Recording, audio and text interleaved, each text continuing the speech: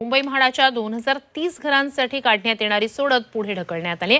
सोडतीतली अर्ज विक्री स्वीकृती प्रक्रियेसाठी किमान 45 दिवसांचा कालावधी देणं बंधनकारक आहे. मात्र विधानसभा निवडणुकीच्या आचारसंहितेचा धसका घेत मुंबई मंडळानं या प्रक्रियेसाठी केवळ 26 दिवसांचा कालावधी दिला होता.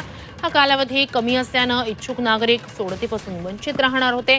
त्यामुळे म्हाडानं आता मुंबई मंडळाच्या घरांच्या अर्ज विक्री स्वीकृतीला 15 दिवसांची मुदत वाढ दिली आहे. आता 4 सप्टेंबर ऐवजी इच्छुकांना 19 सप्टेंबरला अर्ज सादर करता येणार आहे.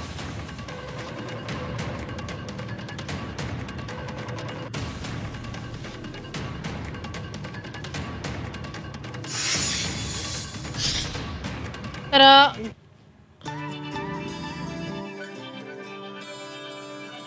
म्हाडाच्या घरांच्या किमती कमी होणार आहेत. जुनी किंमत 39 लाख, नवी किंमत असेल 29 लाख. जुनी किंमत 38 लाख जर त्या घराची असेल तर त्याची किंमत आता 22 लाख होईल. जुनी किंमत 42 लाख जर त्या घराची असेल तर त्याच्यासाठी आता नवी किंमत 32 लाख द्यावी लागणार आहे.